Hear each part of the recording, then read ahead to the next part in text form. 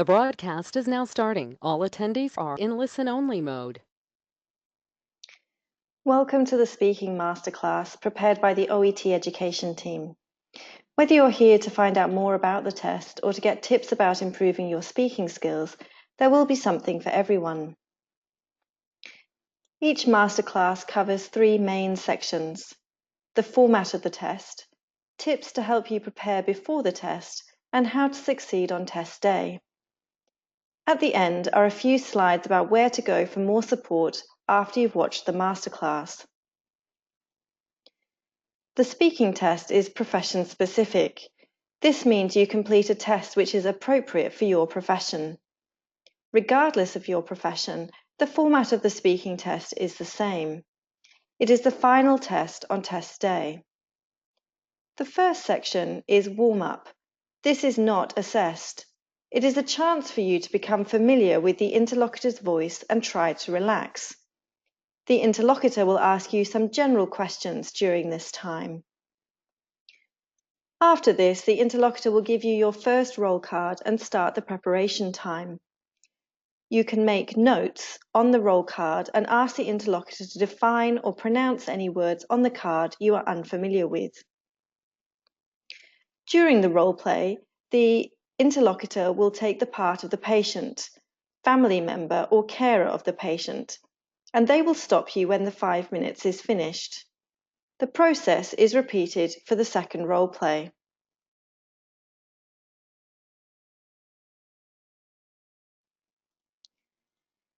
Each role play is assessed against the following 4 linguistic criteria: intelligibility, fluency, appropriateness, and resources of grammar and expression.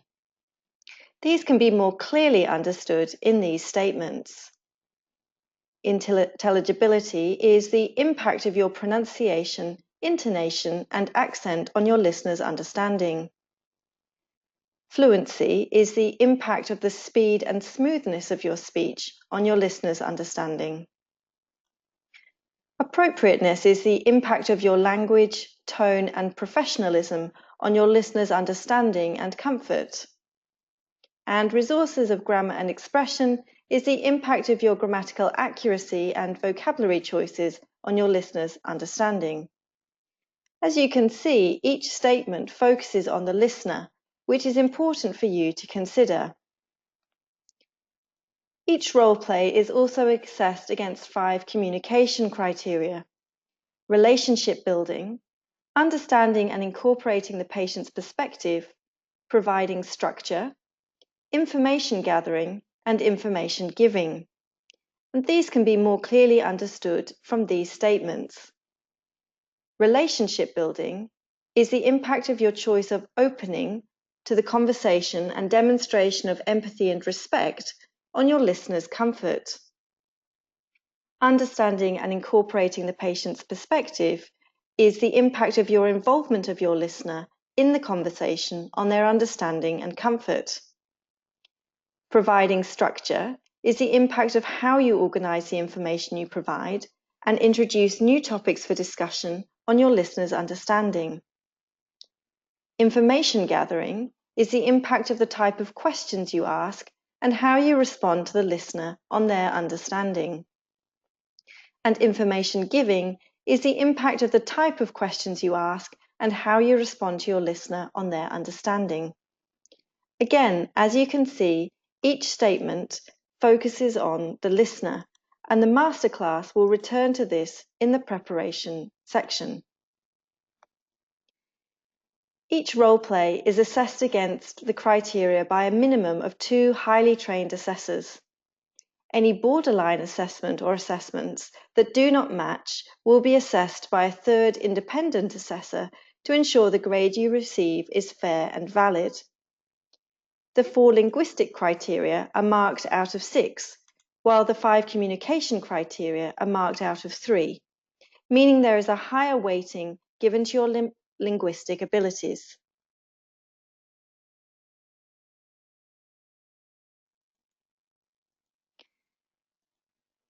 As the format slide showed, considering your patient, the listener is very important.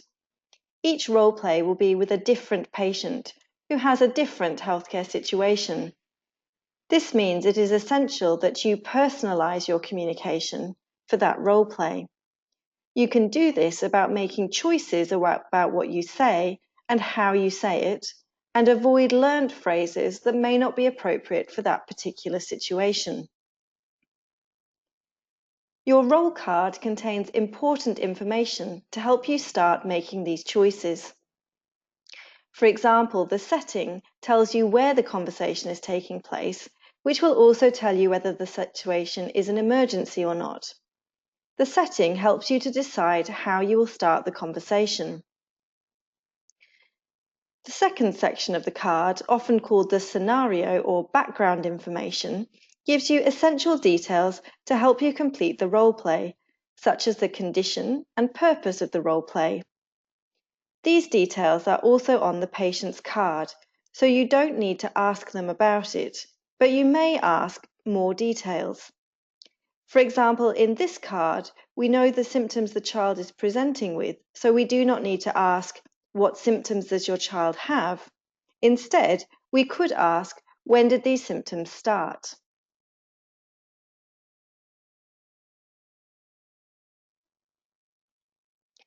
The third section on your role card is the tasks. These are prompts of information for you to discuss as part of the role play. You do not need to introduce any other content not listed as a task. To achieve a good score in the speaking test, you do not have to complete all of the tasks, but you should not waste time either. During the preparation time, before the role play, it could be helpful to roughly plan how long is needed for each task. In this example, these tasks won't need so much time, and this will help you to keep the conversation moving forward. To help you to consider your listener, it helps you to imagine you are speaking to a real patient rather than completing an English test. Often, adjectives in the background information will help you identify how the patient is feeling.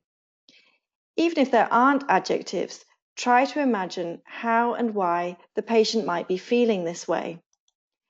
This will help you make choices about how to start the conversation and the information you provide. Look at the verbs that start each task. These tell you the function of your communication. In this example, 3 of the tasks require you to explain something. It's important to put yourself in the patient or carer's shoes, to think of the information they would appreciate in your explanation rather than just the information you think that it's important to know.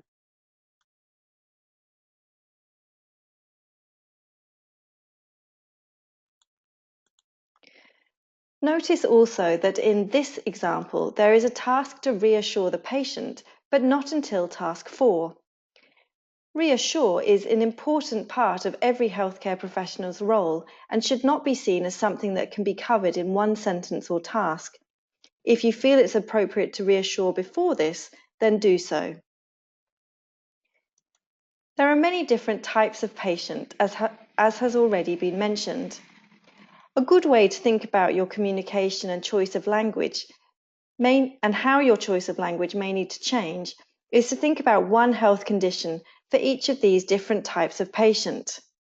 For example, how would you speak to a patient in an emergency situation when they have pre-existing knowledge of their condition? When it is not the patient, but a family member you are speaking to? If the patient is older or younger? Or if the patient has a high level of emotion about their condition, for example, frustration, anxiety, or upset?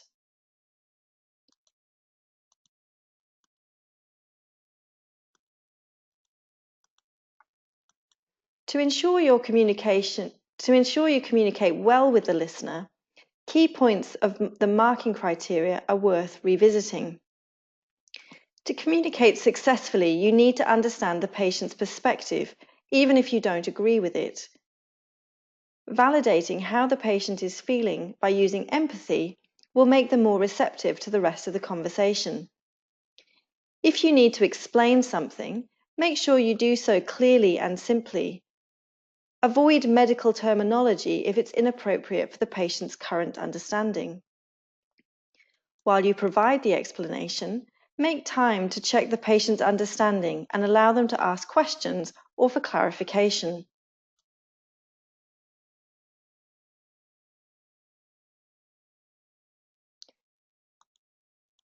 In the same way, how you listen to the patient will determine how successful your communication is.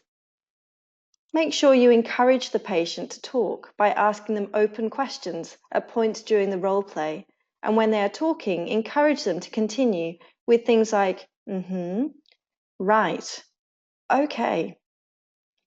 Try to avoid interrupting them so they feel you believe what they're saying is important and provide you with all of the relevant details. And finally, when they finish talking, provide an appropriate response to show you were listening. This might be to summarize what you understood of what they said or to ask a follow-up question. To summarize, the best ways to prepare for speaking are: practice speaking about a variety of common health conditions for your profession to a variety of patients or family member types. As you practice with a friend or colleague, record yourself on your phone to listen to afterwards to assess your communication and how well you included the listener in your choices. If possible, get feedback on your speaking from someone trained to do so. Make a record of useful phrases, but not one specific to one condition or situation. It will be more useful to have phrases you can apply or adapt to many conditions. To make sure you get the best possible result on test day, here are some final tips for the preparation time in the speaking test. Ask the interlocutor to define or pronounce any words you are unfamiliar with on your roll card. Consider spending a few seconds deciding which tasks need more of the 5 minutes than others, so that you cover as much content as possible. Think about how your patient feels and the best way to speak to them and provide the information to them. Think about changing your language to be appropriate to that patient type or level of urgency. Avoid medical terminology unless the card suggests the patient would be familiar with it. Decide how to start the role play. This will help you feel more confident when the interlocutor invites you to start.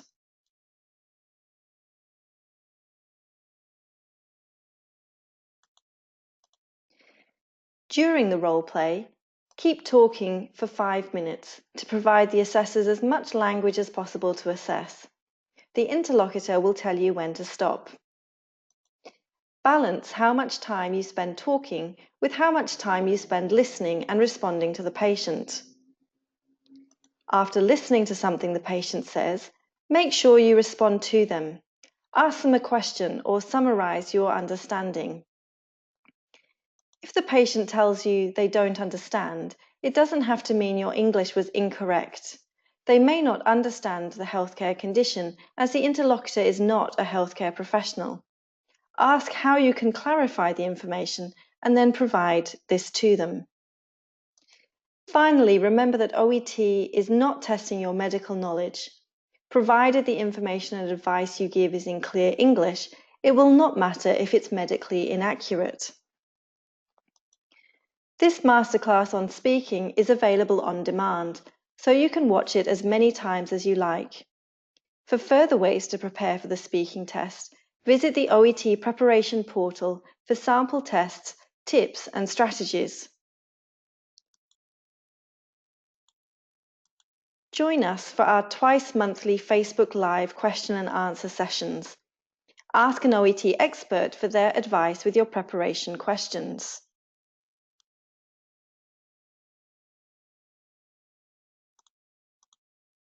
Improve your general speaking skills by enrolling on an OET preparation course. We recommend our premium preparation course providers who have been endorsed by OET for offering high-quality courses to candidates. Contact them directly to discuss your situation and goal. If there is not one local to you, some of them offer online options. Thank you for listening and good luck with your preparation. Prepare now for success later.